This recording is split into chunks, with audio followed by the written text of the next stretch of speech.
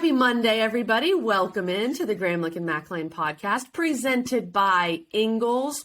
We are so excited for today's episode because we have one of our favorite people, not just in the biz, in sports media world, but just in general. EJ Manuel, awesome guy, salt of the earth guy, great football mind, former Florida State and NFL quarterback, super accomplished, just a good dude. And I know, look, I can say all these things.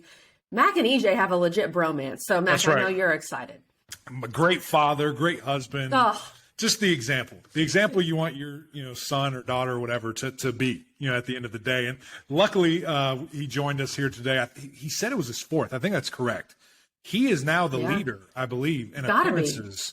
So we need to send him a mug or something of that nature to make him feel good. And so he keeps coming back. But great conversation. Some socks. We have those. We can do. That's a great idea. I'm sending him socks tomorrow. That's what I'm doing there. But really, I mean, just a fun episode. We've done some of these. You guys who have been on this journey with us for different teams. It's just been KG and I. I said, let me call my boy because he's talking that talk about the Noles, and I want to hear it from him right here. I don't want just this Paul behind you distracting you guys. I'm wearing my Seminole T-shirt. Shout out to Derek Satterfield getting me one of those. But it was good. It was a great conversation. Really appreciate his insight. He's actually calling the Florida State spring game here in a couple of weeks, so he's primed and ready to go. But before we get to that episode and this great interview, we're going to hear a couple words from our great partner, Ingles. At Ingles, we're proud to work with hundreds of local farms and businesses in the communities we call home. Not only does it ensure that you get top-quality, fresh items for your family table, it's a way for us to support the amazing individuals who pour their heart and soul into delivering the very best they can do. Quality, freshness, community, it's all in the bag. Ingles, low prices, love the savings. EJ Manuel, Florida State legend, podcast legend, multiple appearances here on the show. One of our absolute favorite guests, there's no doubt about it. We're so excited to talk Florida State with you today. Some spring updates, but first, I know you've had a good off season down there in Miami, baby girl. You got a lot going on. So, how has the off season been? KG, EMAC, it's great to be with you guys again. I think this is my fourth time, or maybe sure my third time. You might be leading the pack, brother, in appearances here. Yeah. So I'm pretty proud of that. But look, my off season has been great. My wife and I, we took a trip over to Europe. We're finalizing all the details with our wedding that's coming up in June. I say my wife because we're civilly married, but Sakima, our daughter, is doing amazing. My stepson, Yeshai, he's doing really good. He actually just did a combine and a camp. So, EMAC, we'll have to talk about that. Let's go. At another time. But he's doing really good. He's a rising senior coming up, so this is a big year for him. But, yeah, guys, it's been great. Obviously still doing SiriusXM during the week and keeping up with March Madness. We had KG on the show earlier this week, dropping some gems about women's basketball and men's hoops as well. So, it's been good, guys. And EMAC, I know you've been out and see you every weekend on ESPN, bro. You're doing big time stuff, man. So I'm trying. I'm glad you didn't forget about your boy yet. I'm glad you didn't forget about him. No, never that. Never. I look forward to the days where we're back together. It is funny, E. I know we always talk about this, and Kelly, I'm sure you feel the same way, but it's like when you go and do other stuff, and then when you're back with your people, you're just like, there's nothing like this. There's nothing like the family. So I do look forward to those shows we have coming up. Yeah. Well, let's jump into the Noles, man. What's super interesting, we spoke with Jamie Robinson. That will come out in a couple of days on Wednesday. And I spoke with their SID, Derek Satterfield. We love Derek. Big shout out to him. He's amazing. And I was just kind of asking him, about spring ball and how's it going and this and that. And he just kind of pauses. I was like, is there a delay or something? What's going on? And he says, man, we got some dudes. He said, we haven't looked like this in a while. And that's what I'm excited about. Even thinking 2 years ago, we went to practice, and I'm just like, man, it's just not quite there, and now it is. And, man, I look at that 10-win season last year, what that meant to the program. You've obviously lived it at some of the highest points, but let's just start there. What did getting back into double-digit wins mean for Florida State last year? EMAC, it was momentous in the sense of it validated a lot of what Coach Norvell has been teaching at Florida State since he's taken over. And, of course, a lot of fans and even alums, were very sensitive. We want the Noles to win. We want them to do well. And I've only had so much confidence in Coach Norvell since I met him. But I actually remember when he took the job, I sent him a text, and EMAC, I'm sure I told you this. And instead of him texting me back, he called me. Yo, EJ, what's up, man? I'm Mike Norvell. Pleasure to meet you. And little small things like that go a long way because he didn't have to do that. He's the head man. Like I used to play. I'm a has-been. And so I just appreciated the fact that he reached out. But, that 10 wins says a lot. And what it also does, guys, it puts a lot of emphasis on this season. It puts a lot of expectation. It's a lot of, okay, well, you can't go any less than that. Otherwise, it will be considered a disappointment. And also, I would mention this, too, the fact that you had amazing players come back. Okay, you had Jared Verse, who was a first-round pick, this coming up draft in another couple of weeks. To me, that's culture building. That means that, okay, things are changing. Guys aren't quick to say, oh, I'm going to go follow the money. I want to stay at Florida State, continue to get my education, but, also have a chance to win an ACC title, win a national title, and potentially maybe even, they don't make the Natty, at least another Orange Bowl or something like that. Right. So it's really exciting times there in Tallahassee. Man, I think one thing that was so interesting about what you just said there about, former players and he reaching out to you and calling you. I've spoke to a couple of guys in the XFL right now that were at Florida State a little bit after me, kind of in between, my career and now. And I asked them, I said, hey, when's the last time you've been back, this and that? And they said, man, I haven't, but I need to, because they felt like there was this weird lull in time where it was like nobody was wanted. Guys weren't wanted to come back. And they said now it's totally different. They're getting emails, they're getting texts, they're getting whatever, from the school and from the staff there. So I have to feel like that is a even bigger piece to get everybody back, get everybody on board.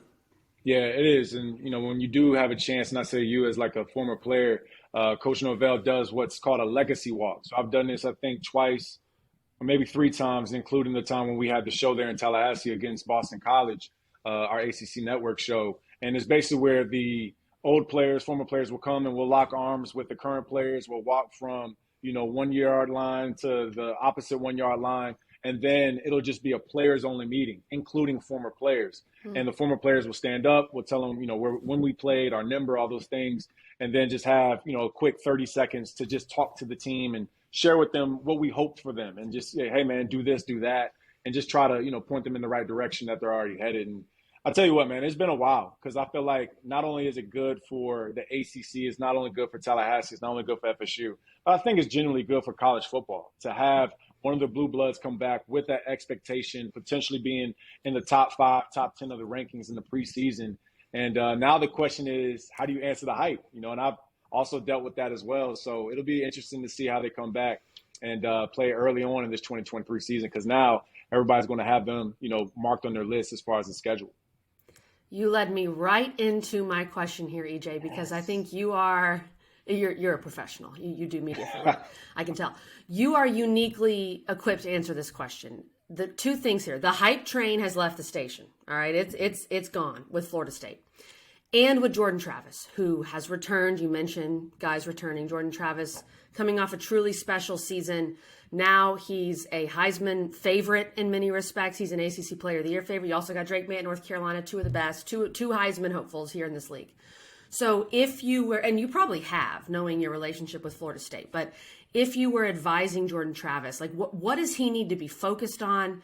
What's the best way to handle this offseason? Because we still have a lot of time and a lot of talking season before Florida State kicks the football off. KG, the biggest thing for QB1 at Florida State, whether it was when I was there, when Jameis was there, and now obviously Jordan Travis, is really keeping his teammates level-headed. Because now you got a lot of guys that are used to winning, whether it was in high school, now they won in college. So they've kind of tasted it, they sniffed it a little bit, and you just don't want them to start reading the press clippings and seeing everybody say good things about them, right?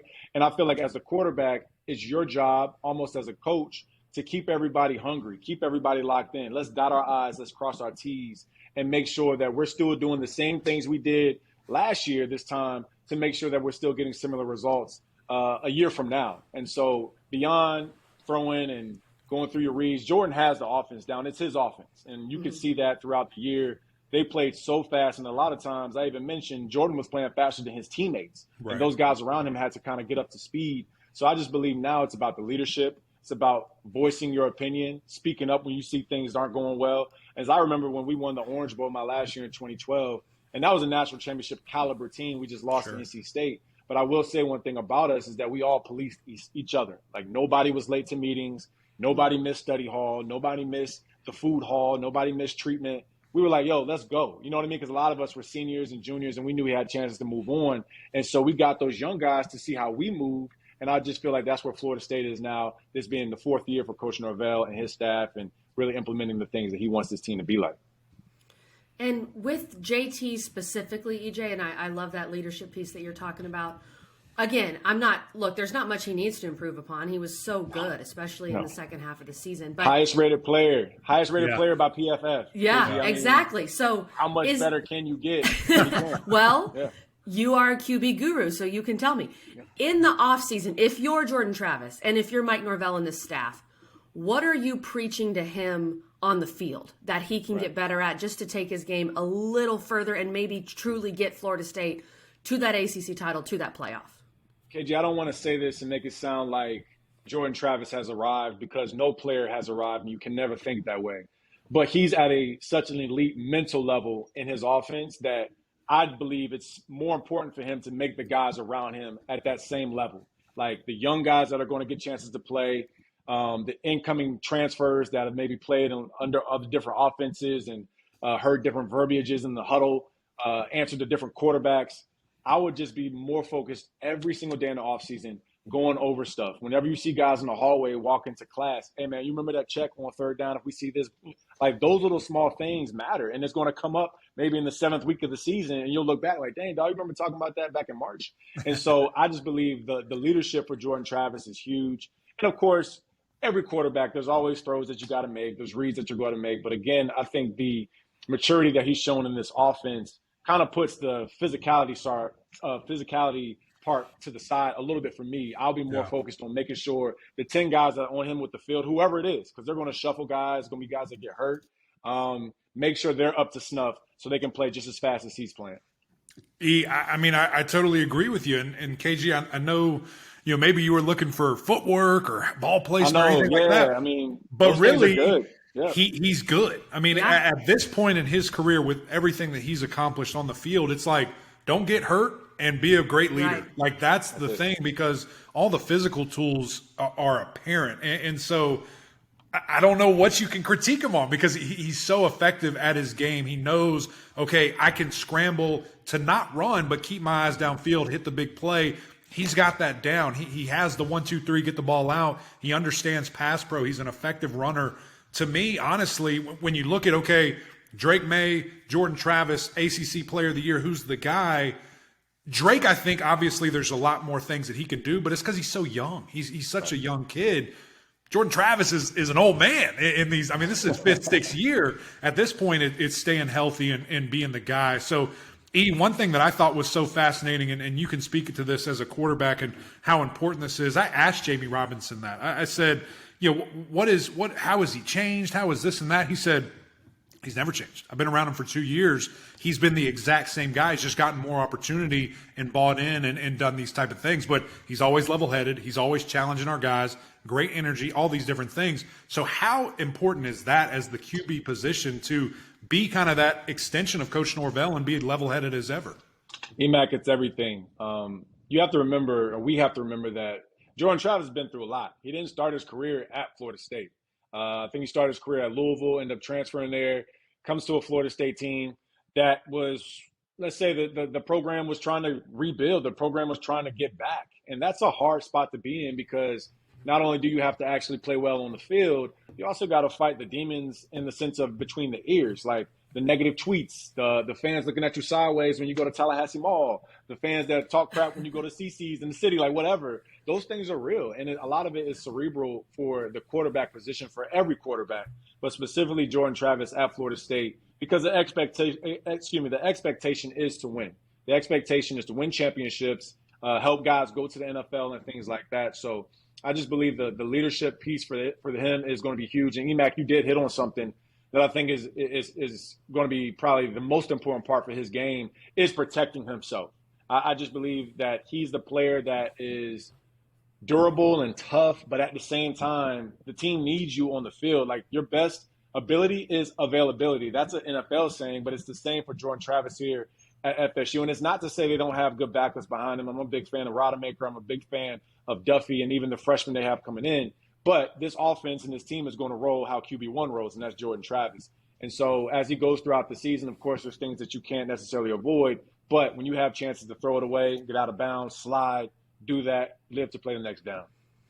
EJ, let's talk about this offense as a whole, because I saw this quote from Mike Norvell, and I thought it was really interesting. He said, one thing I want to see is a better sense of tempo.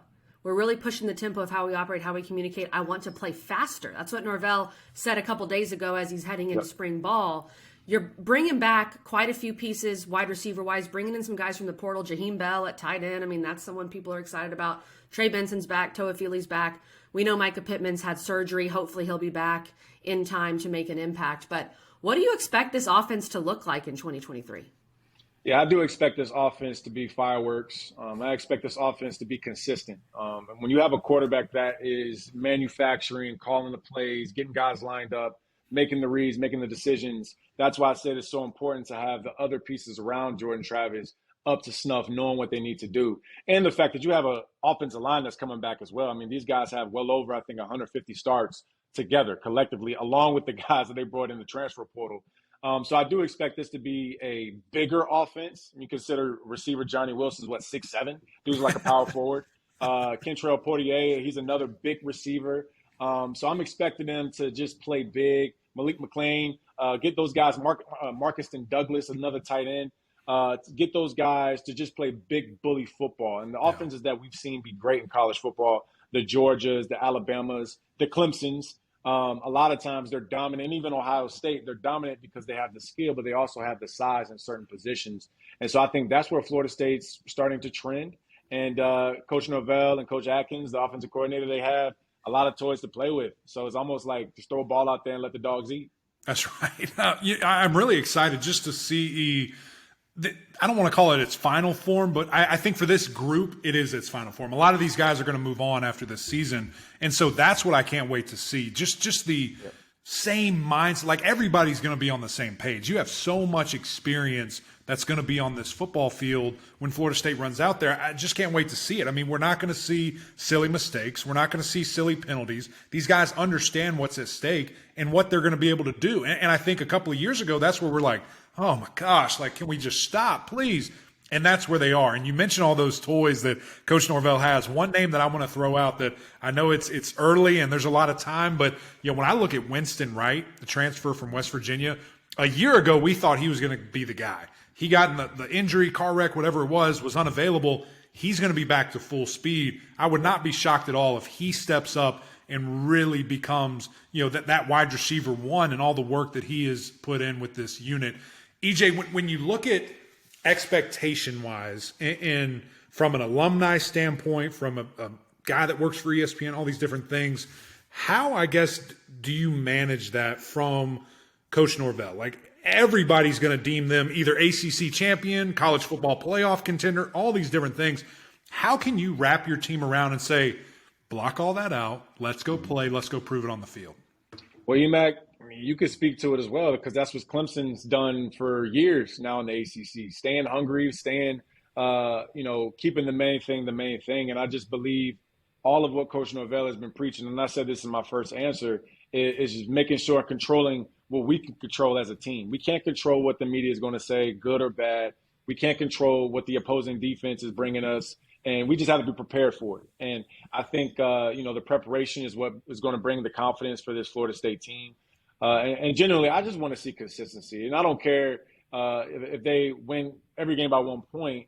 I would just say just be consistent because now you're at a place where if you don't win the ACC, EMAC, and KG, it's a disappointing season. Truthfully, with what you have coming back, that's the expectation now. And I feel like when you show us, okay, this is kind of who we are. You win 10 games. You beat a solid, much better Oklahoma team by the end of last year's season. You beat them in a bowl game. You beat LSU, who ended up showing up to be a solid team as they got better in the year 1-1. You beat Florida. You just got to beat the dogs in the ACC, and that's NC State, Clemson, and other teams too. So I just believe Coach Norvell is the right man to make sure this team stays locked in mentally and doesn't get too ahead of themselves because, again, they've been down and now they're up. And since you've been down, you don't want to go back to that space. So you're going to literally do whatever you can not to go back down in the doldrums.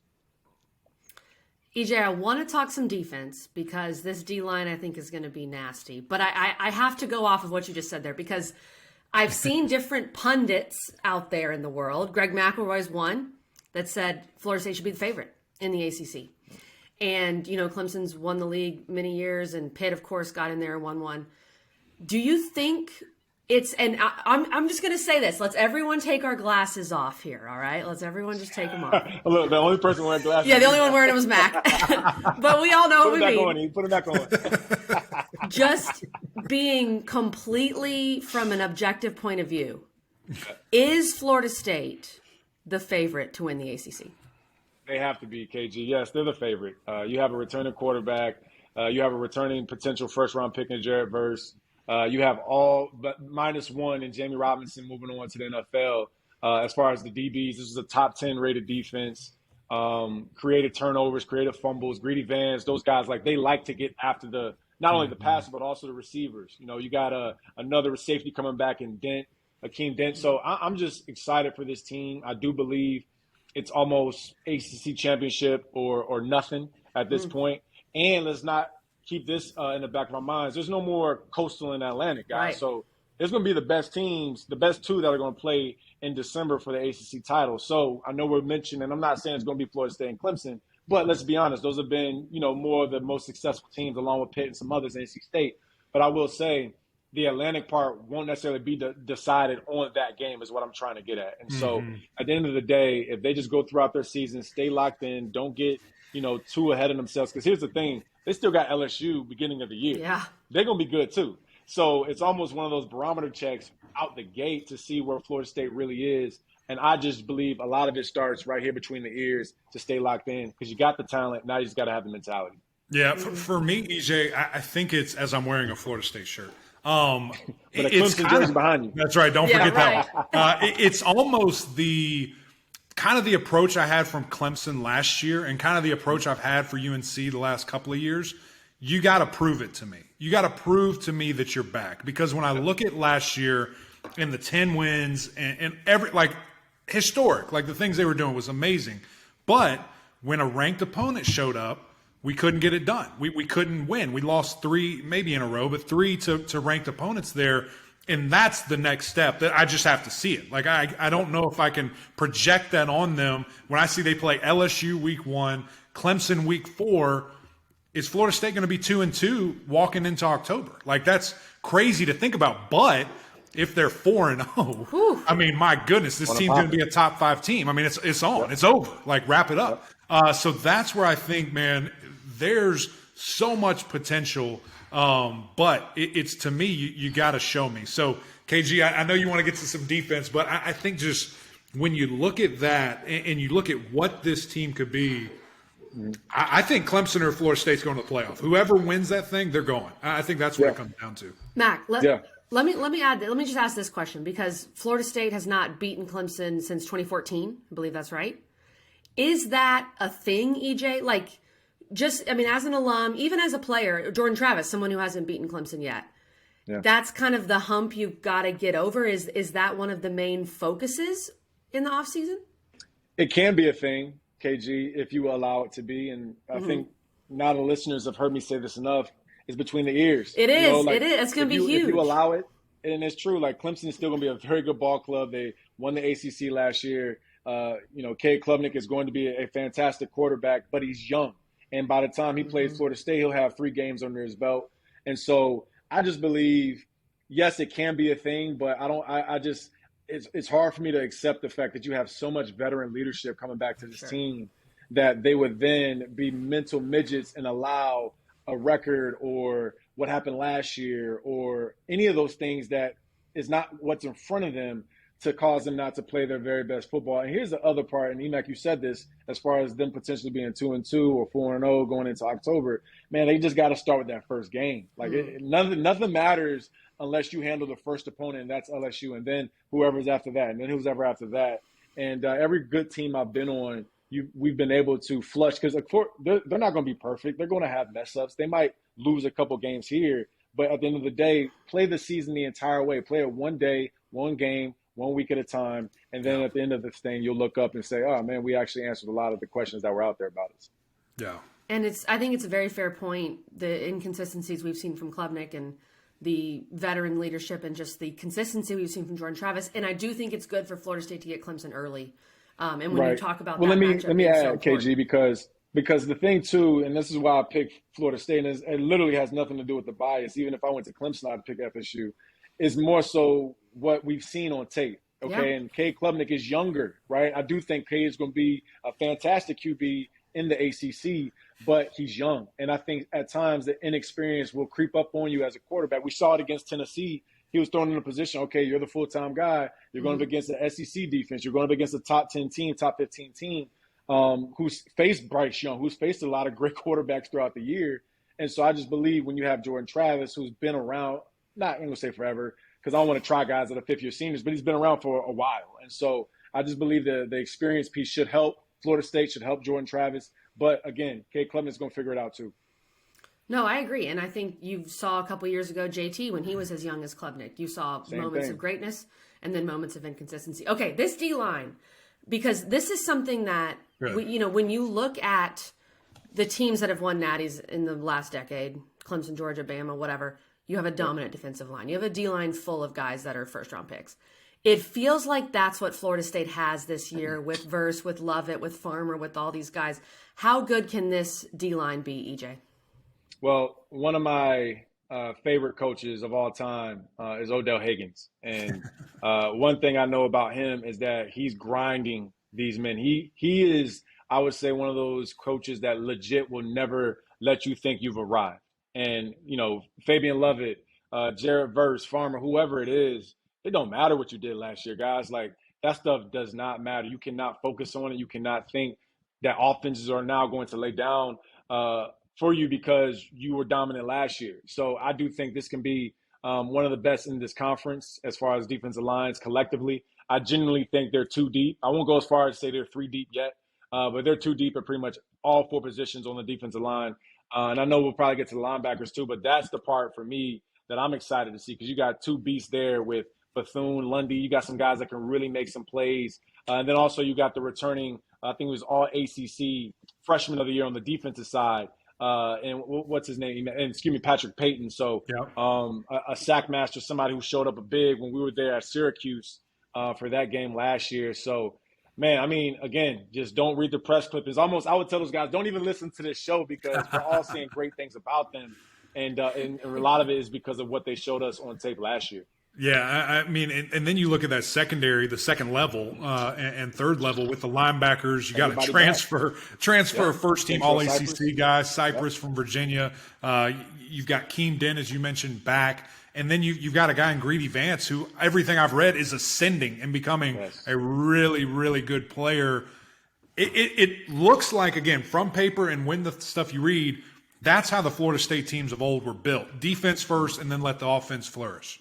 Yeah, no question. And, again, when I was on championship caliber teams at Florida State, our defense was our keynote. And I can say that as a quarterback. I went first round, all that good stuff. But there were some other guys on the other side of the ball that did too, that were just as talented and really helped us win a lot of games. And you mentioned Greedy Vance, and it's not even just the fact that he caught interceptions and can lock down one side of the field, but also what he can do on special teams. What some of these young corners and young safeties for Florida State, mentality-wise, they don't mind to play special teams. And, again, the best teams have guys that want to pitch in on teams. And it's not just about the sexy, catching interceptions and fumbles and all these different things and sacks.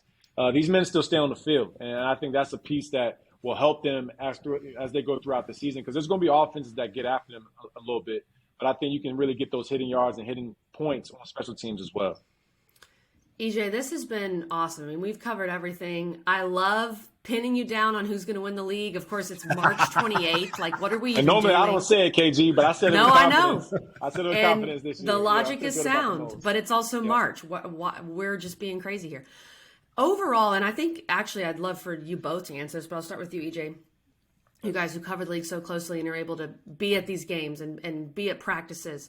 How important with the entire landscape that is college athletics right now and college football in general, how important is this year when you've got the hype of Florida State and Clemson and even North Carolina with the potential number 1 overall pick? How important is it for those three programs and others, the Pitts, the Wakes of the world, to put together a really good year for the ACC from a football standpoint? We'll start with you, EJ.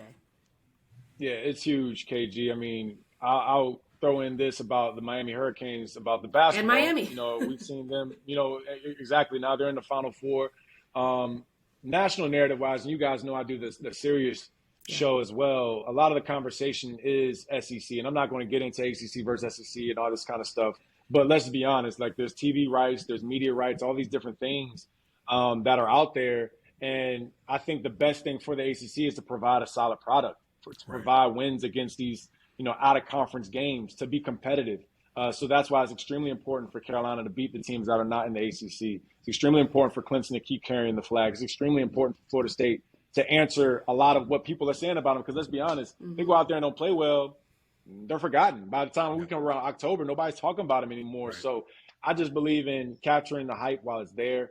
So KG, I think it's everything. And, now that a lot of eyes are on this league, and we've been talking about quarterbacks, but we legit have really solid guys. I'm talking like elite level guys in this conference. And so it's just everything for them to just go out there and play like it. Yeah. I think ultimately, guys, when if there's expectation, you have to meet that and then surpass it. Like at this state of the game where the ACC is looked at as a lower tier conference, you have to, when you play those out of conference games, you got to get the dubs. For Florida State, I mean, to fly that flag in week 1 against LSU in Orlando, neutral site game, is massive. By the way, again. Fly it again. That's right. Back to back. Go ahead and do it to them. It's so critical. And I think it's something that we're going to, again, talk about so much this preseason is the quarterback play, Pittsburgh, Wake Forest, NC State, Miami. Those are the 4 that I think if they can take a step to where we think Florida State and Clemson are going to be, Duke, too. Man, look out. Duke, Riley Leonard, my gosh, like the things that he's going to be able to do. So there's all that's right there that should be really good. But you have to go and do it. You have to go consistently ball out. And that's when you can start talking about, okay, here's kind of this changing of the guard that's coming. Takes time, but it also takes a lot of wins, KG. If only EJ and EMAC were suiting up. I don't know about college or NFL. I got 2 helmets here for us. There we go. You go out there and get it done.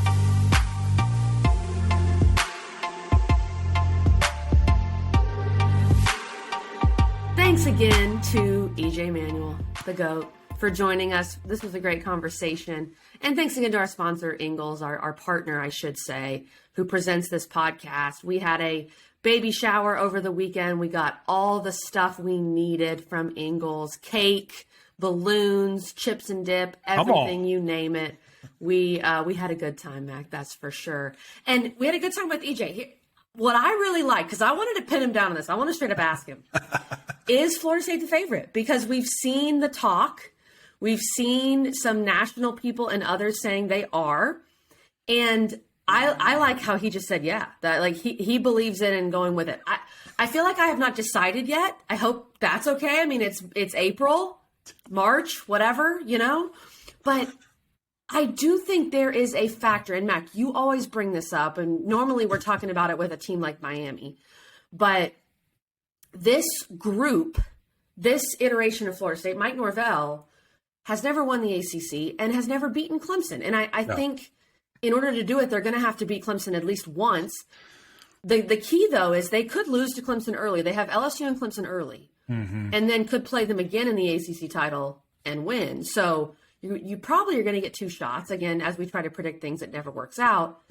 Am I making too much of a big deal about that, Mac, that they haven't beaten them in so long? No. I mean, I think when you look at it and where do they play, exactly. That will be Clemson's first meaningful home game. I mean, it's going to be juiced. It's going to be rocking. Yeah. It's obviously a tough place to play. Had a massive streak until, those chickens down the road. They just ruined it for me. But, I think that's going to be something where, okay, you played LSU, so you're probably a little bit better prepared than maybe Clemson is. Clemson does open with Duke, which is going to be a challenge at Duke. But LSU's a much bigger team. I think everybody can feel good about that. So it's going to be interesting. It's going to be really interesting just to see kind of where they are, I think Clemson's the favorite. I think the change that they made at offensive coordinator, I think is going to be fast and furious. I mean, at the end of the day, we're going to see the Clemson we're used to seeing, but we're also going to see the Florida State I think we're used to seeing, which makes for fireworks. I'm so jacked up and cannot say this enough, KG, about no divisions. Let's get the best two teams. And you said, we never get that guess right. That was when the Coastal was involved. Ball That's that thing true, up, because the Coastal throw it away. crapshoot. Get rid of it. Coastal's gone. I hope and pray we get to see that game twice if they're good. They might both suck, and then I don't want to see it. But I can only imagine the amount of fun EJ and I will have going back and forth about those potential two games. I'm so ready. I'm ready for all the bets. That's going to be a great time. He's feeling confident. He is a first rounder. He can bet a little bit more than I can. Before it was, let's just wear a T-shirt. And he sent a group text the other day saying any amount of money. I'm like, oh my God, where's that been for 3 years? Like, what are we doing? Well, things have changed. I would let's make the bets a little more fun and maybe a little more cute. And we dress the babies in Florida State and Clemson. Actually, no, I'm not. Amelia will never, ever do that. That's actually child worse. Abuse. Put whatever money you want up. I'm not doing that. Okay, well, we're staying neutral here. Mac is saying Clemson's a favorite. EJ's saying FSU's a favorite. I'm saying I'm undecided. And that's where I think probably most people are if they're not a Clemson or Florida State fan. Sure. And there's still a lot of talking season left. There's an open period with the portal left. There's injuries that may happen. There's a lot of different things. But the good news is you've got two teams that whoever ends up beating the other, whoever ends up winning the league, has a very good chance to make the playoff. Right. And Mac even said something to me off air. Could both make the playoff? Look, EJ said that Florida State players need to not listen to the media. This is why. Because of people like you and me, Mac, talking about both of them making the playoff. The last thing I'm going to say, we're going to get out of here. And I do not want an answer now because this is just a Florida State thing. But one thing that you and I think, should jump into, who's going to finish third and fourth? Yeah. That's a great what question. I can't wait to see, which also maybe could finish first or second. I'm fascinated to see that because I think there's a lot of good options. I think there's also a dark horse that might come out of nowhere. So summer's coming. We're going to keep going along our spring journey here, but just know that conversation's down the line, guys. It's coming. That's on. a great question. We'll see. Anyway, that's it from us. Another great episode presented by our great friends over at Ingles. Really appreciate everything that they do for us and their support. Guys, if you haven't already, go over to YouTube. If you're not watching us, what are you doing? Come on. We want to see you guys. Mash that subscribe button. Leave some comments. It's super fun to read those and see what you guys would like to see from the shows or maybe something you liked about an episode. Also, go over to the OG over on Apple Podcasts. Rate, review, subscribe over there as well. But until next time, we'll see y'all.